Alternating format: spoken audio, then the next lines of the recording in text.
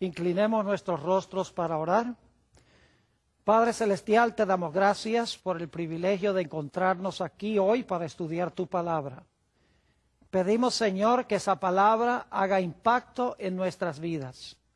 Ayúdanos, Señor, a confiar en el don de profecía que tú has concedido a tu pueblo para estos últimos días.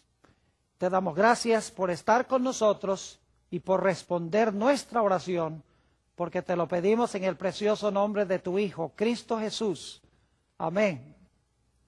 El título de nuestro tema de hoy es La precisión del don profético. Y me estoy refiriendo específicamente al don profético de los últimos días manifestado en la persona de Elena White. Hay ciertas declaraciones que hace Elena G. de White que cuando uno las mira, al principio pareciera que no estuvieran en la Biblia. Muchas veces cuando he leído los escritos de Elena White, me he preguntado, bueno, ¿y a dónde se encuentra en la Biblia este asunto que menciona ella? Hay otras ocasiones donde yo he llegado a cierta conclusión al estudiar la Sagrada Escritura, pero al leer el Espíritu de Profecía, descubro que mi concepto no era exactamente correcto y por lo tanto he tenido que ajustar un poco mi punto de vista al estudiar un poco más estos asuntos. Es decir, que uno de los grandes valores del Espíritu de Profecía es el de darnos ideas para buscar en el texto bíblico lo que no aparece en la superficie. Y también el Espíritu de Profecía es de gran valor para corregir y para afinar algunos de los puntos de vista a los cuales hemos llegado en nuestro estudio de la Sagrada Escritura. Y en nuestro tema de hoy quiero darles varios ejemplos del Espíritu de Profecía donde ella hace declaraciones que a primera vista no parecen estar en la Biblia, pero que al examinar más cuidadosamente su comentario a la luz de la Biblia, se encuentra claramente que la Sagrada Escritura tiene ese concepto. Quiero empezar con una cita que encontramos en el libro Patriarcas y Profetas, la página 36. Aquí Elena White está hablando de la forma en que se encontraba la serpiente en el huerto del Edén antes del pecado. Es muy interesante la descripción que da ella allí de la serpiente. Leo de Patriarcas y Profetas, página 36.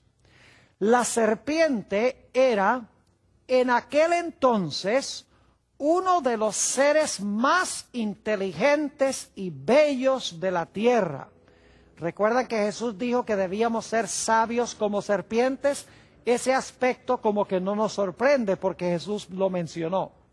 Noten cómo sigue diciendo el Espíritu de Profecía. Hablando de la serpiente dice, tenía alas y cuando volaba presentaba una apariencia deslumbradora con el color y el brillo del oro bruñido. Especialmente nos fijamos que en esta cita Elena G. de White nos explica que la serpiente tenía alas. Ahora alguien se preguntará, ¿y a dónde dice la Biblia que la serpiente tenía alas? A primera vista, Elena G. de White está diciendo algo aquí que no es tan descabellado, pero que aparentemente no está en la Sagrada Escritura. Pero yo quiero decirles que sí está en la Sagrada Escritura.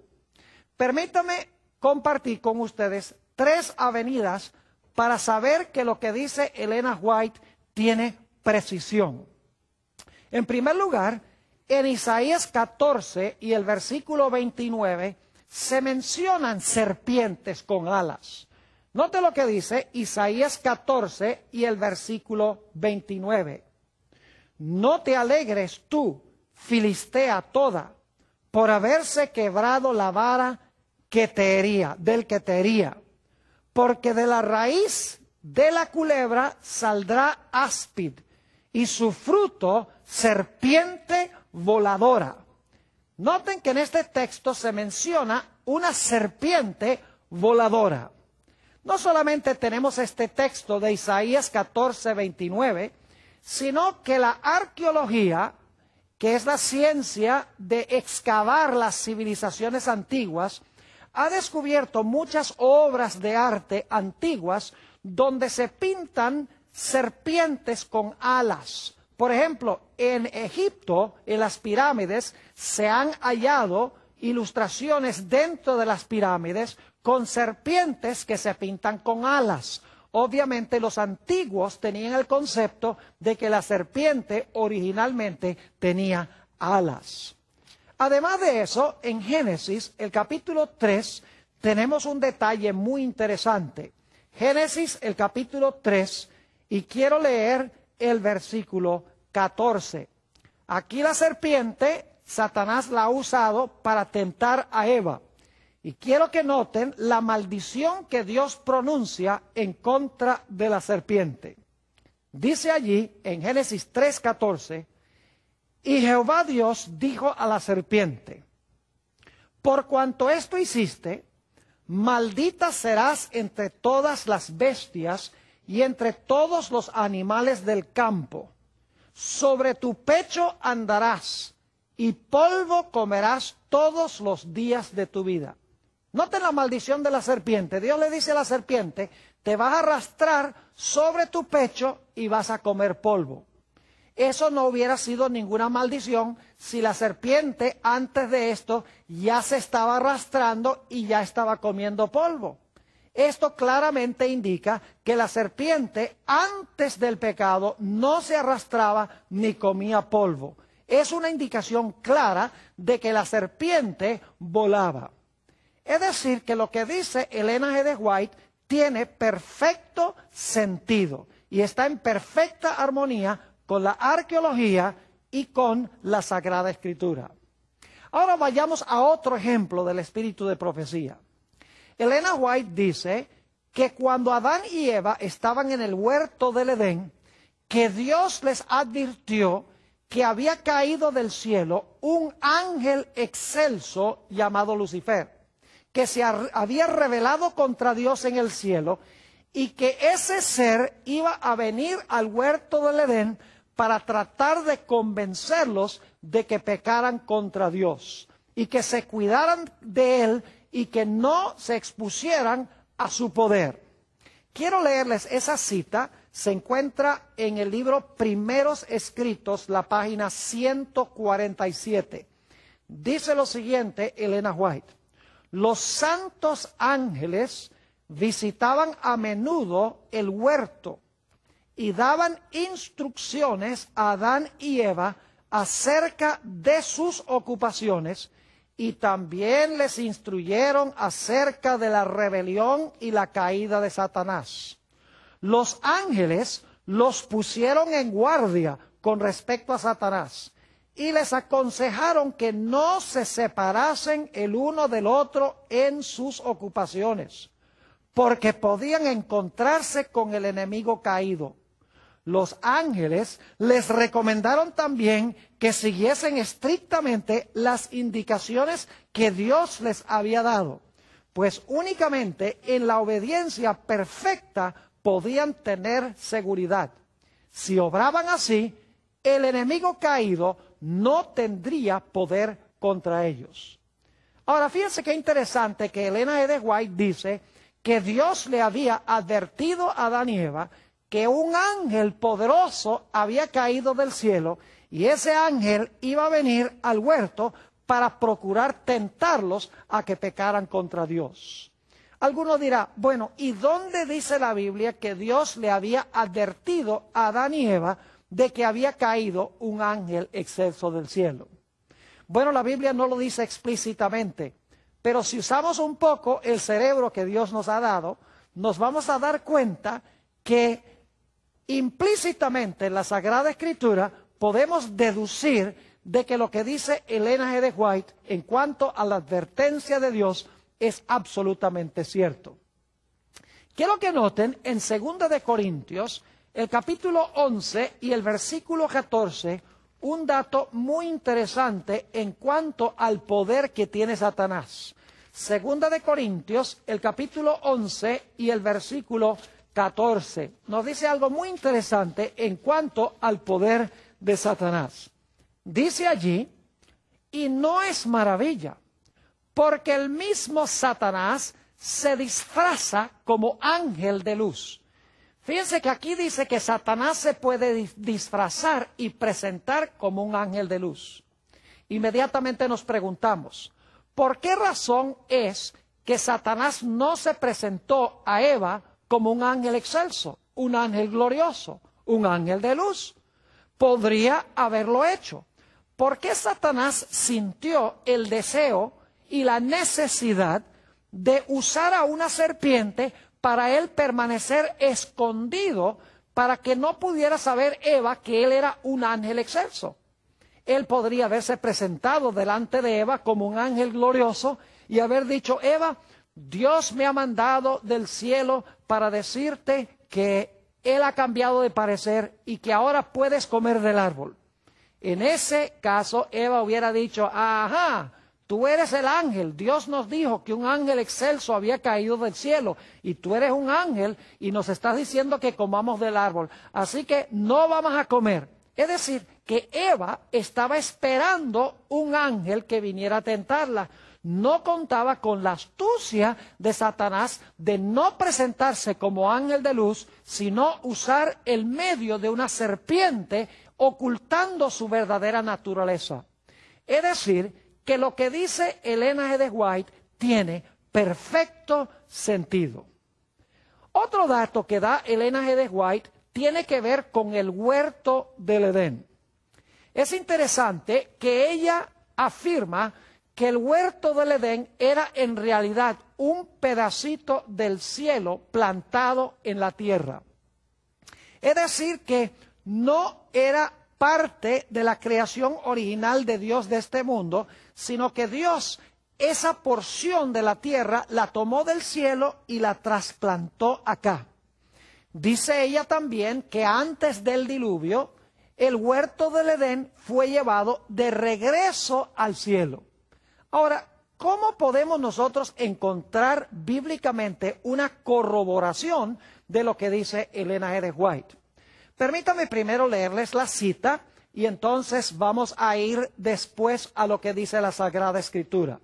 La cita se encuentra en Patriarcas y Profetas, páginas 46 y 47. Esto es lo que dice Elena White. El huerto del Edén permaneció en la tierra mucho tiempo después que el hombre fuera expulsado de sus agradables senderos. Y ustedes recuerdan que Dios puso querubines a la entrada del Edén para que no pudiesen ellos entrar al huerto. Es decir, el huerto era una sección especial. Note lo que dice nuevamente. El huerto del Edén permaneció en la tierra mucho tiempo después que el hombre fuera expulsado de sus agradables senderos. Durante mucho tiempo después se le permitió a la raza caída contemplar de lejos el hogar de la inocencia, cuya entrada estaba vedada por los vigilantes ángeles.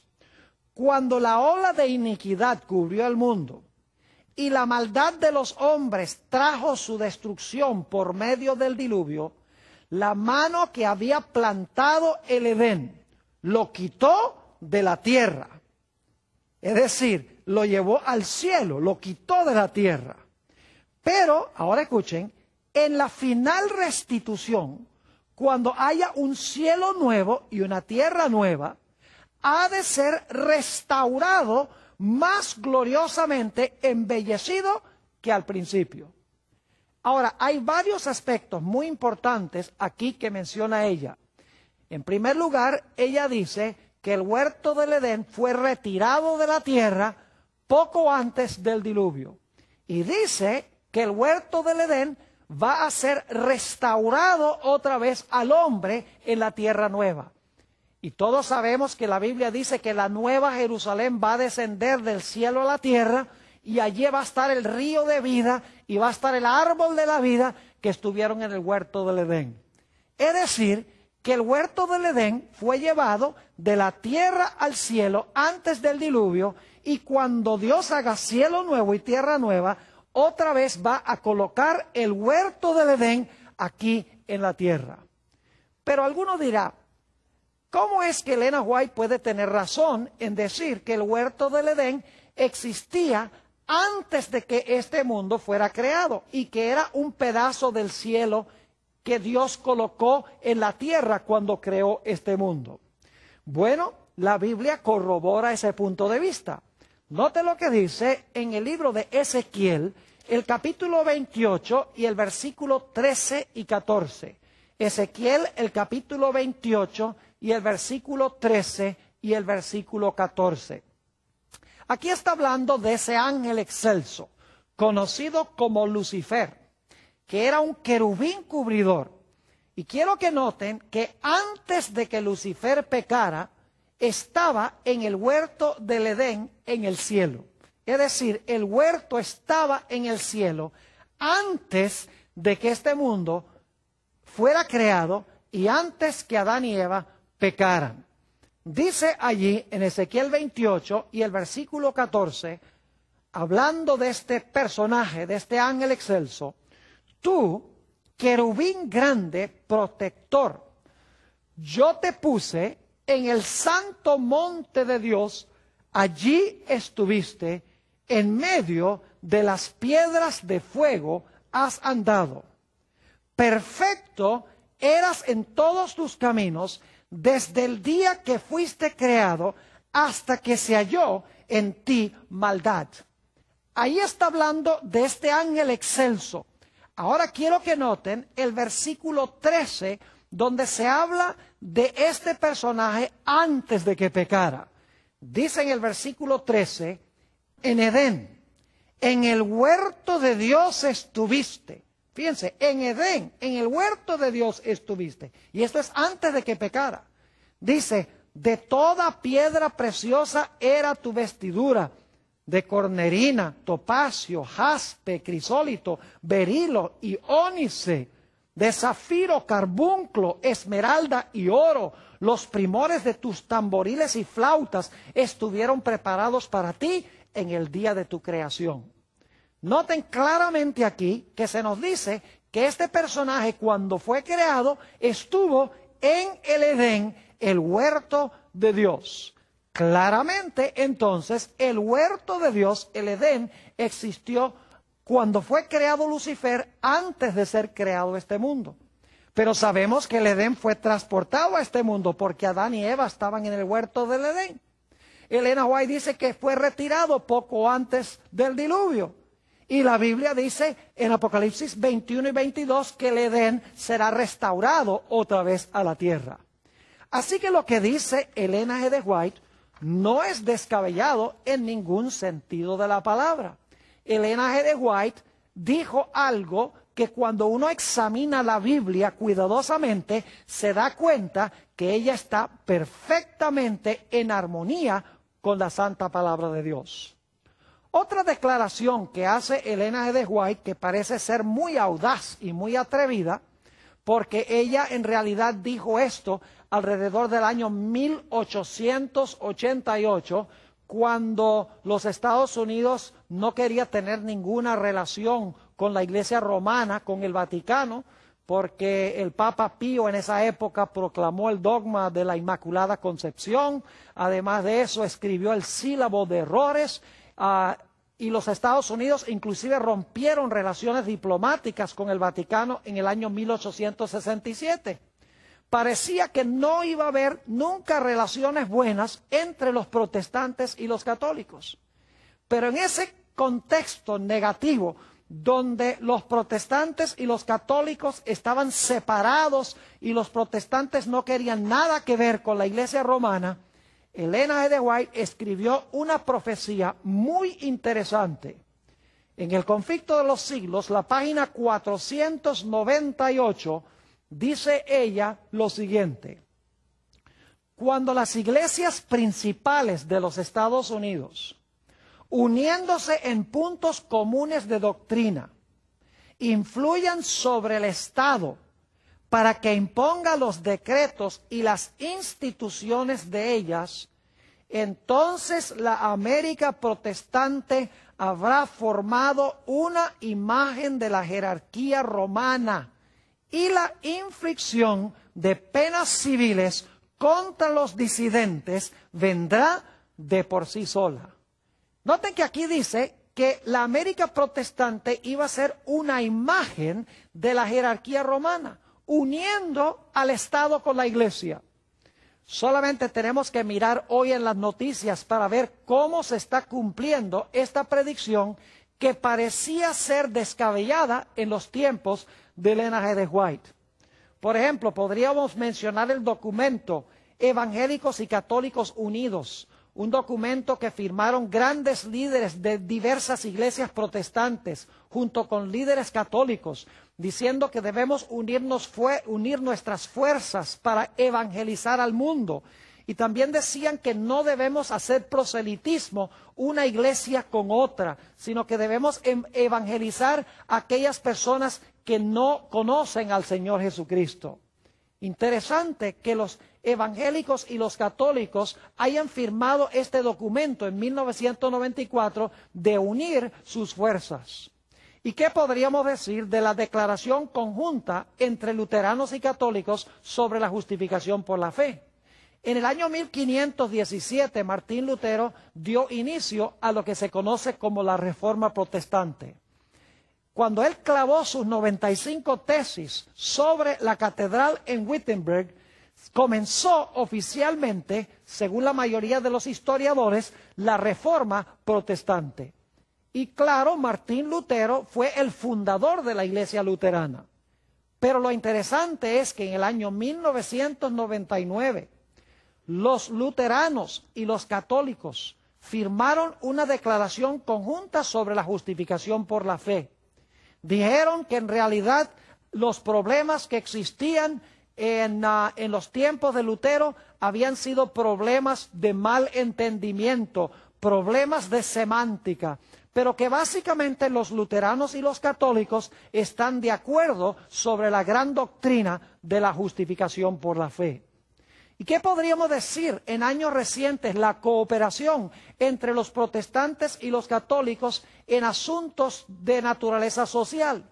Por ejemplo, uniéndose los católicos y los protestantes promoviendo la oración en las escuelas públicas, levantándose en contra del aborto y también levantándose en contra del matrimonio entre homosexuales. Ahora, yo quiero dejar muy claro que la Biblia dice que debemos salvaguardar la vida de los bebés. Yo estoy opuesto al aborto y también estoy opuesto al matrimonio entre personas del mismo sexo. Pero es interesante que estas causas sociales han unido a los católicos y a los protestantes en un mismo campamento y los han llevado a influir sobre el Estado para que el Estado imponga el matrimonio entre un hombre y una mujer y para que el Estado prohíba el aborto. Es decir, que lo que parecía imposible en 1888, cuando escribió Elena G. de White este asunto, se está cumpliendo delante de nuestros ojos hoy en día. Ahora vamos a otra cosa que menciona Elena G. de White. Elena White explica que antes de que Jesús venga, Él va a clausurar su trabajo en el santuario celestial.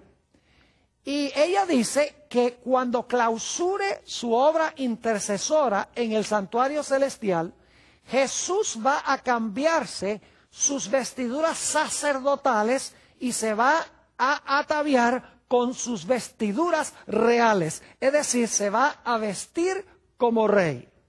Quiero leerles las dos citas que menciona Elena G. de White y entonces vamos a ver si lo que ella dice cuadra con la Sagrada Escritura. La primera cita la encontramos en el Conflicto de los Siglos, las páginas 671 y página 672.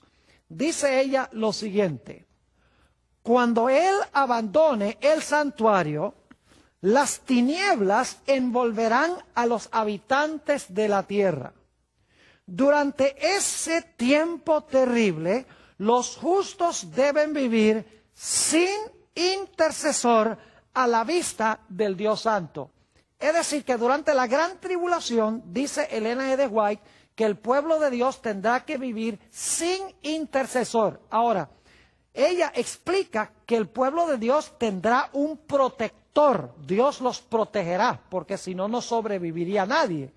Pero ella explica que no va a haber nadie para interceder por el pecado durante el tiempo de angustia, entre cuando se cierra la puerta de la oportunidad y cuando Cristo venga en las nubes del cielo. Dice, los justos deben vivir sin intercesor a la vista del Dios Santo. También dice en el libro La historia de la redención, página 424, lo siguiente: entonces vi a Jesús, que se despojaba de sus vestiduras sacerdotales y se revestía de sus mantos reales. Llevaba en la cabeza muchas coronas, una corona dentro de otra. Rodeado de la hueste angélica, dejó el cielo. Fíjense que ella dice que Jesús se va a cambiar sus vestiduras sacerdotales a sus vestiduras reales cuando se cierre la puerta de la gracia para el mundo. Y alguien podría decir, Pastor Bor, ¿a dónde dice la Biblia una cosa tal? Nuevamente, si investigamos la Biblia con cuidado y usamos un poquito el sentido común y la capacidad de razonar que nos ha dado Dios, nos damos cuenta que lo que dice Elena G. de White tiene perfecto sentido bíblico. Note lo que dice en el libro de Hebreos, el capítulo 8 y los versículos 1 y 2. Hebreos, el capítulo 8 y el versículo 1 y 2. Aquí se nos describe lo que está haciendo Jesús ahora en el santuario celestial.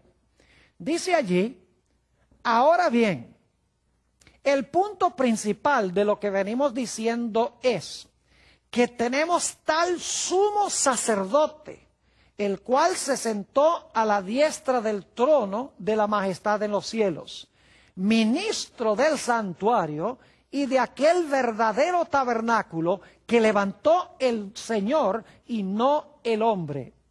Fíjense, aquí se nos dice que Jesús es ahora nuestro sumo sacerdote que está a la diestra de Dios y que está ministrando en el santuario.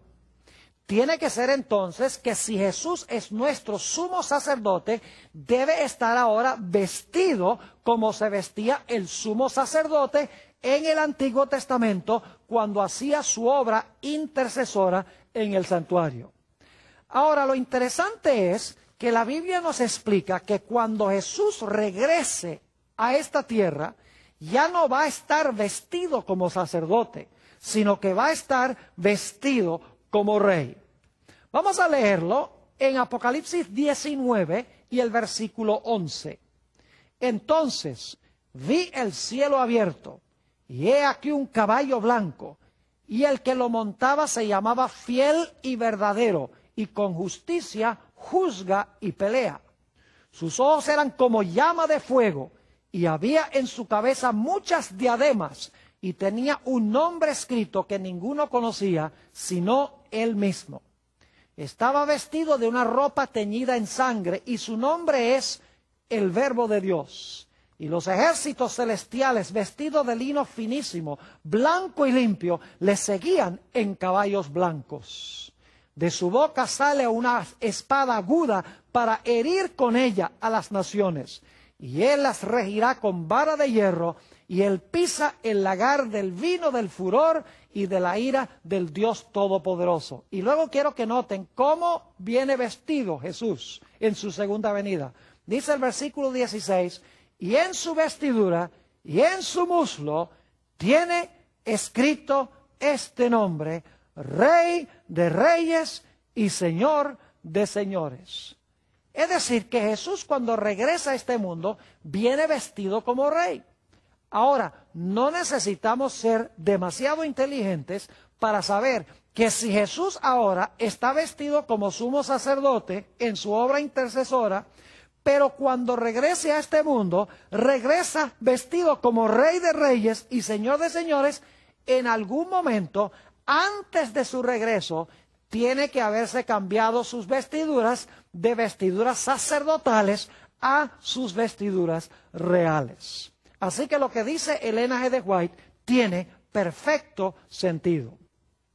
Ahora quiero que notemos otro caso que menciona el espíritu de profecía, y este es particularmente interesante, porque sería muy fácil malinterpretar el librito del cual vamos a leer ahora y decir que este librito es todo el libro de Daniel.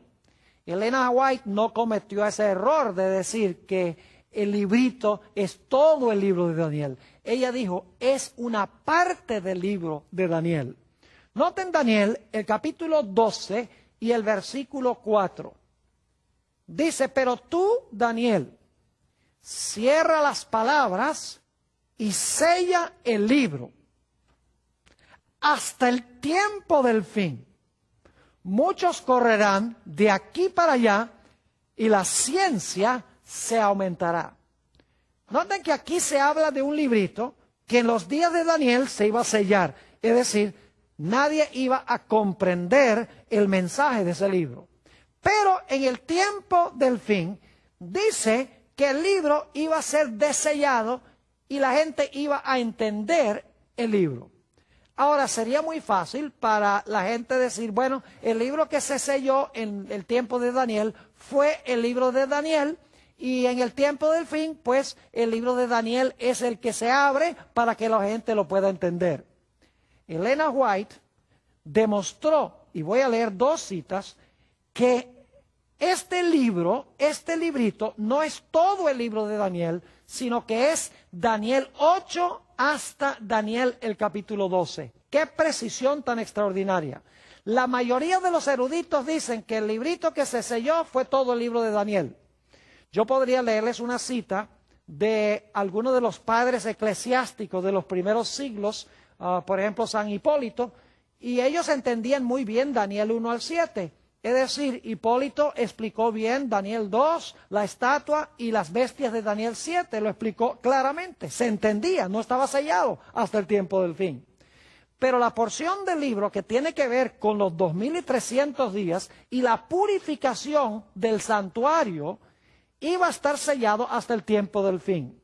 Noten lo que dice Elena White en el libro Hechos de los Apóstoles, página 467. Dice lo siguiente: en el Apocalipsis todos los libros de la Biblia se encuentran y terminan. En él está el complemento del libro de Daniel. Uno es una profecía, es decir, Daniel, el otro una revelación. Y ahora viene la parte clave. El libro que fue sellado no fue el Apocalipsis, sino aquella porción de la profecía de Daniel, fíjense, no todo Daniel, la porción de la profecía de Daniel que se refiere a los últimos días. El ángel ordenó, tú empero, Daniel, cierra las palabras y sella el libro hasta el tiempo del fin.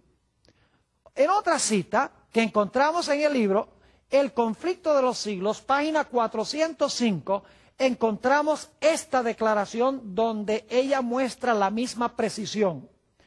Las profecías presentan una sucesión de acontecimientos que llevan al comienzo del juicio. Esto es particularmente cierto del libro de Daniel. Ahora escuchen bien.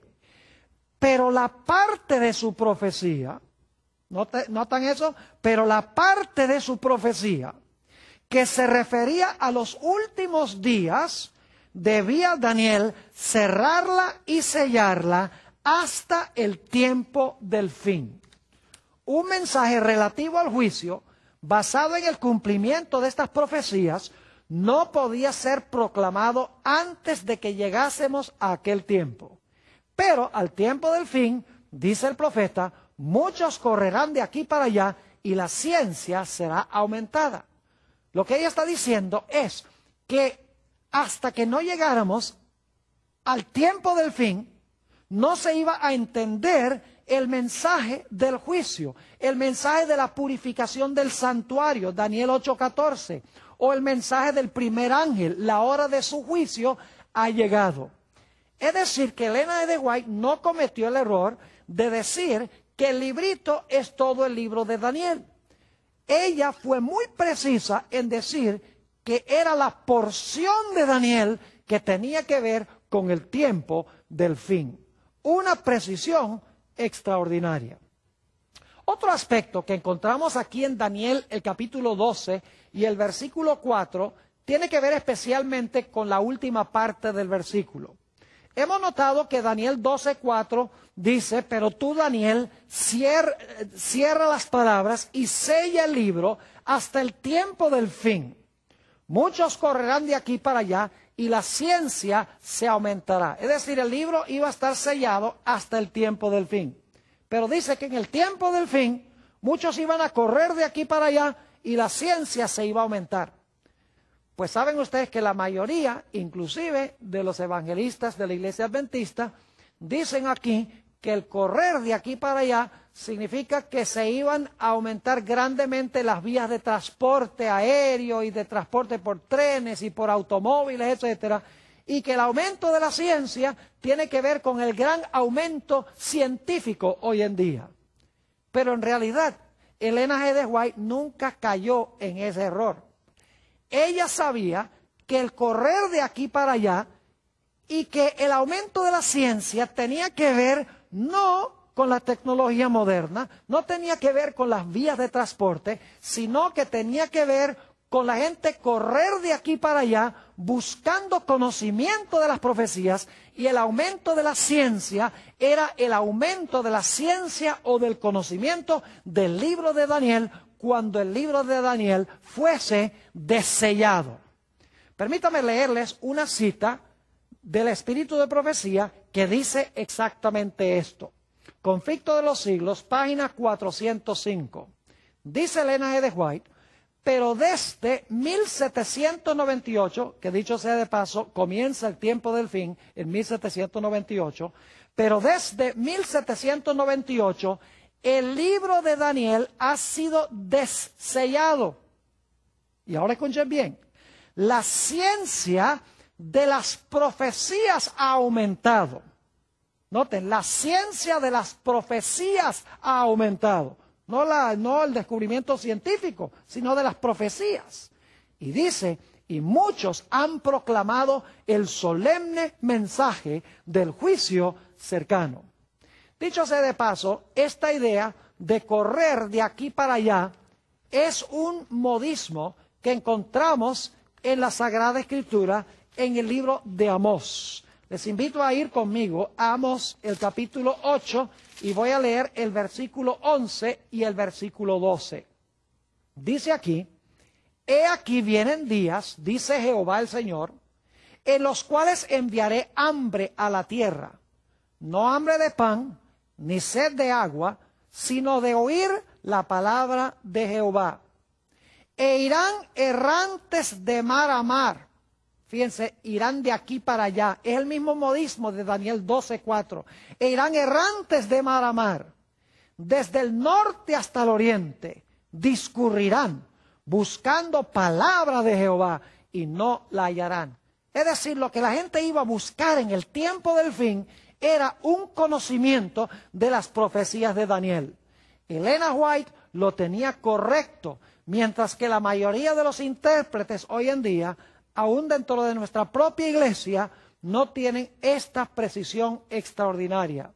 Dicho sea de paso, después de 1798 hasta 1844, se levantó un movimiento conocido como el movimiento milerita, y el mensaje central de los mileritas se encontraba en dos versículos, Daniel 8:14, hasta 2300 días y el santuario será purificado, y el mensaje del primer ángel de Apocalipsis 14, temed a Dios y dadle gloria, porque la hora de su juicio ha llegado.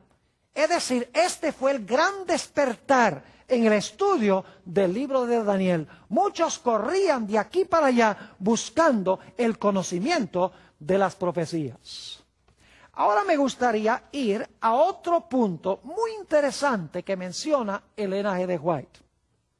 En el libro de Apocalipsis, el capítulo 4, tenemos lo que es la inauguración de Cristo en su ministerio terrenal, celestial, cuando ascendió al cielo.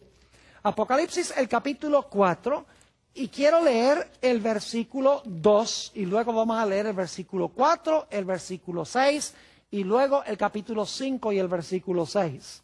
Apocalipsis 4:2 dice: y al instante estaba yo en el Espíritu, y he aquí un trono establecido en el cielo, y en el trono uno sentado.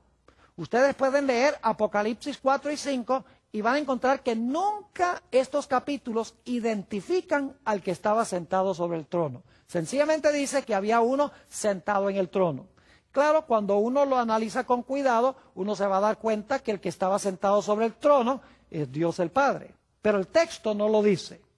Luego, en el versículo 4, se habla de un grupo de personas que están alrededor del trono.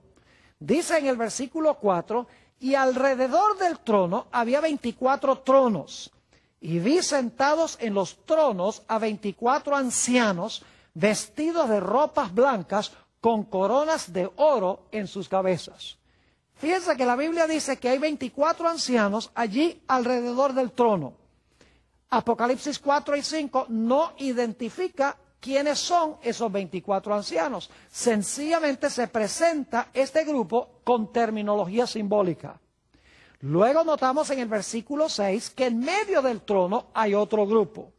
Dice en el versículo 6, y delante del trono había como un mar de vidrio semejante al cristal. Y junto al trono y alrededor del trono, 4 seres vivientes llenos de ojos delante y detrás. Así que notamos que aquí tenemos a uno sentado en el trono, no se identifica. Tenemos mencionados 24 ancianos que no se identifican. Y tenemos 4 seres vivientes que aquí no se identifican, pero que en Isaías 6 se identifican como serafines, porque Apocalipsis 4 menciona que tienen 6 alas. Y en Isaías 6 se mencionan ángeles que tienen 6 alas y se llaman serafines. Pero aquí en Apocalipsis 4 no se identifican. Y luego notamos en el capítulo 5 y el versículo 6 que se presenta allí un cordero como inmolado. Dice allí en el versículo 6, y miré y vi que en medio del trono y de los 4 seres vivientes y en medio de los ancianos estaba en pie un cordero como inmolado, que tenía 7 cuernos y 7 ojos, los cuales son los 7 espíritus de Dios enviados por toda la tierra. ¡Qué interesante! Ni siquiera se identifica quién es el cordero como inmolado. Claro, nosotros sabemos que es Jesús, pero ni en el capítulo 4 ni en el capítulo 5 se menciona ni siquiera el nombre de Jesús. Es decir, que los personajes en este capítulo no se identifican. Lo interesante es que Elena G. de White, cuando interpreta esta terminología, identifica los seres que se encontraban allí. Noten esta cita impresionante del deseado de todas las gentes, página 773. Dice ella, allí está el trono, y en derredor el arco iris de la promesa. Fíjense entonces que ahí está el trono. Luego dice, allí están los querubines y los serafines. Esos son los 4 seres vivientes. Pueden leer Ezequiel 1 y Ezequiel 10, Isaías el capítulo 6, van a darse cuenta que son querubines y serafines los 4 seres vivientes. Es decir, allí están los querubines y los serafines. Ya no usa terminología simbólica, ya no los llama 4 seres vivientes, sino que claramente dice querubines y serafines. Luego identifica a los 24 ancianos. Dice los comandantes de las huestes angélicas, los hijos de Dios, los representantes de los mundos que nunca cayeron, están congregados. Ella identifica a los 24 ancianos como los representantes de los mundos que nunca pecaron. Es decir, Dios tiene un concilio celestial Y en ese concilio celestial, todos los mundos del universo tienen un representante. El representante de la tierra originalmente era Adán, pero Adán le cedió su trono a Satanás y por lo menos hasta que Cristo murió, Satanás reclamaba este mundo como suyo, era un usurpador. Pero Jesús en la cruz le quitó el reino al príncipe de este mundo y ahora Jesús representa a esta tierra. Ahora, ¿quién es el que estaba sentado sobre el trono y quién es el cordero como inmolado? Sigue diciendo Elena White, entra, está hablando de Jesús, entra a la presencia de su Padre. Fíjense, el que está en el trono, dice ella, es el Padre. Y el que entra es Jesús.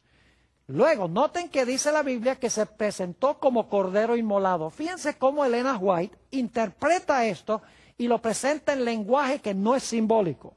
Dice, señala su cabeza herida, su costado traspasado, sus pies lacerados, alza sus manos que llevan la señal de los clavos. Es decir, ella está presentando a Jesús con las heridas en su cuerpo. Apocalipsis lo presenta simbólicamente como un cordero, como si hubiese sido inmolado. Elena G. White no presenta esto simbólicamente, sino que lo identifica como Jesús mostrando las heridas en su cuerpo. Es decir, que Elena G. White interpreta este pasaje de una forma clara, de una forma sencilla, no con lenguaje simbólico, sino con lenguaje literal, ordinario de todos los días. Ahora quisiera darles un último ejemplo de la precisión extraordinaria que tiene el espíritu de profecía. La sierva de Dios, Elena G. White, en el libro Patriarcas y Profetas, la página 28, tiene una declaración muy interesante. Y antes de leerles esta declaración, quiero decirles que por muchos años yo me preguntaba por qué Dios no le había dado a Adán y Eva un mandato directo de guardar el sábado. Algunos hoy en día inclusive usan el argumento, dicen, bueno, en Génesis no dice que Dios le mandó a Adán y Eva que guardaran ese primer sábado, así que en realidad el sábado no fue establecido en el Edén porque la Biblia dice que Dios fue el que descansó.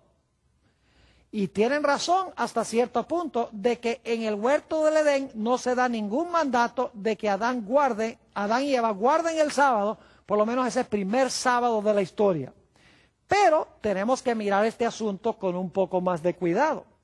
Note lo que dice Elena White en Patriarcas y Profetas, página 28. Dice, después de descansar el séptimo día, Dios lo santificó. Es decir, lo escogió y apartó como día de descanso para el hombre. ¿Captaron eso? Dice, después de descansar el séptimo día, Dios lo santificó. Es decir, lo escogió y apartó como día de descanso para el hombre. Ahora, claramente en esta cita, Elena G. White está diciendo que el sábado no fue santo, sino que hasta que ese primer sábado terminó. Es decir, cuando el día terminó, Dios lo santificó, Dios lo hizo santo. En otra declaración que encontramos en El Deseado de Todas las Gentes, página 248, Elena White corrobora este punto que acabamos de leer de Patriarcas y Profetas. Dice lo siguiente, por haber reposado en el sábado, bendijo Dios el día séptimo y santificólo. Es decir, que lo puso aparte para un uso santo. Nuevamente fíjense, por haber reposado en el sábado, bendijo Dios el día séptimo y lo santificó, es decir, que lo puso aparte para un uso santo. Noten que Dios no santificó el sábado, sino hasta cuando el sábado terminó. Es decir, que lo que hizo que el sábado fuera santo fue el reposo de Dios cada instante de ese día sábado. Porque lo que hace que algo sea santo es la presencia de Dios allí. Y Dios tenía que guardar ese primer sábado para que todo el sábado tuviera su presencia, para que todo ese sábado fuese santo. Y cuando terminó el último segundo del sábado, ya Dios estaba presente en el día completo del sábado. Y entonces Dios le entregó el sábado al hombre, porque sigue diciendo esa cita, lo dio a Adán como día de descanso. Era un monumento recordativo de la obra de la creación y así una señal del poder de Dios y de su amor. Ahora quiero explicarles por qué Dios no le mandó a Adán y Eva que guardaran ese primer sábado. Y yo me imagino que muchos ya habrán captado la razón. ¿Cómo podía Dios decirle a Adán y Eva, guarden este sábado como santo, si el sábado todavía no era santo? El sábado lo hizo santo Dios cuando el día terminó. Así que Dios no podría haberle dicho a Adán y Eva, cuando comenzaba el séptimo día, guarden este día porque este día es santo. El día todavía no era santo. Llega a ser santo cuando el sábado termina, en otras palabras. Ahora es interesante que Elena G. de White captó este punto de una forma tan precisa. Durante toda mi vida yo había pensado que el sábado había sido santificado cuando el sábado comenzó. Es decir, cuando estaba el séptimo día comenzando, Dios dice, ahora este día va a ser santo, Adán y Eva guárdenlo. Pero no es así. Hemos visto de estas citas de Elena G. de White que el sábado pasó, Dios reposó, lo hizo santo por su presencia en el día. Cuando el día terminó, lo hizo santo y entonces se lo entregó al hombre. Dicho sea de paso, está muy claro que Dios no podría haberle mandado a Adán y Eva que guardaran ese primer sábado. Es decir, el cuarto mandamiento de la ley de Dios no se aplicaba a Adán y Eva ese primer sábado, sino a partir del segundo sábado de la historia. Y alguno dice, pastor, ¿cómo es eso? Permítame explicarles. El cuarto mandamiento dice, 6 días trabajarás y harás toda tu obra, mas el séptimo día es sábado de Jehová tu Dios. Es decir, nosotros debemos trabajar 6 para reposar el séptimo. Y luego el cuarto mandamiento dice, ¿por qué debemos hacer eso? Dice, porque Dios originalmente trabajó 6 y cuando trabajó 6, reposó el séptimo. Es decir, que lo que sucede en la creación dice que Dios trabajó 6 días y luego reposó el séptimo día y ahora le dice al hombre, tú ahora vas a trabajar 6, como me viste a mí trabajar 6, y vas a reposar el séptimo día. Ahora, Dios no podría haberles dicho a Adán y Eva que guardaran ese primer sábado porque Adán y Eva no habían trabajado 6. Dios había trabajado 6 y por lo tanto Dios podía reposar el séptimo. Pero Adán y Eva no habían trabajado 6 días y por lo tanto ese primer sábado no lo podían ellos guardar como cumplimiento del mandato de Dios en el cuarto mandamiento. Ahora, después que Dios reposó el séptimo día y lo hizo santo, entonces Dios le dice a Adán, ahora Adán y Eva, yo quiero que ustedes mañana salgan y trabajen 6 días y cuando termine el 6º día, reposen el séptimo, como me vieron a mí reposar el séptimo día después de 6 días de trabajo. Ahora, la pregunta clave es, ¿tenía Elena G. de White razón cuando dijo que el sábado fue apartado por Dios como santo solamente cuando el día terminó? Saben que yo he leído montones de libros sobre el sábado. Nunca en ningún libro he conseguido este concepto de que Dios santificó el sábado cuando el día terminó. Todos dicen que Dios santificó el sábado cuando el día comenzó. Elena G. de White es la única que yo conozco que tiene esto correcto. Y alguno dirá, sí, pero ¿dónde está eso en la Biblia? Bueno, quiero ir a Génesis 2 y el versículo 2 y el versículo 3 y se van a dar cuenta que esto está en la Biblia. Dice, y acabó Dios en el día séptimo la obra que hizo. Y reposó en el día séptimo de toda la obra que hizo. Y ahora escuchen. Y bendijo Dios al día séptimo y lo santificó. ¿Por qué Dios bendijo y santificó el sábado? Dice, y bendijo Dios el día séptimo y lo santificó, porque en él reposó de toda la obra que había hecho en la creación.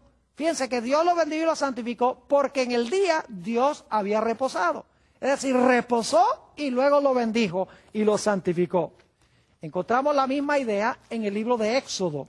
Será nuestro último texto, Éxodo, el capítulo 20 y empezando en el versículo 8. Acuérdate del día del reposo para santificarlo. 6 días trabajarás y harás toda tu obra, mas el 7º día es reposo para Jehová tu Dios. No hagas en él obra alguna, ni tú, ni tu hijo, ni tu hija, ni tu siervo, ni tu criada, ni tu bestia, ni tu extranjero que está dentro de tus puertas. Y ahora noten por qué Dios dice al hombre, trabaja 6 y reposa el 7º. Es porque Dios lo hizo primero. Noten el versículo 11. Porque en 6 días hizo Jehová los cielos y la tierra, el mar y todas las cosas que en ellos hay. Y ahora escuchen bien. Y reposó en el 7º día. ¿Qué hizo Dios? Dice, reposó en el 7º día. Y ahora escuchen bien. Por tanto, es decir, por eso, porque reposó el 7º día, por eso o por tanto Jehová bendijo el día de reposo y lo santificó. Claramente el 4º mandamiento nos dice que Dios santificó el sábado cuando el día terminó, porque Él tenía que estar presente en cada segundo del sábado por medio de su reposo. Y cuando entonces Dios había reposado todo el día, ahora lo entrega a Adán. Le dice, ahora tú mañana trabajas 6 y reposa el 7º como me viste hacer a mí. Así que mis queridos amigos, estos son algunos ejemplos extraordinarios del espíritu de profecía que demuestran perfecta armonía con la palabra de Dios. Hay muchísimos ejemplos más, pero creo que hemos demostrado que en estos escritos hay más que sabiduría humana. Y Dios quiere que los estudiemos para que podamos recibir una gran bendición en nuestra vida intelectual y en nuestra vida espiritual.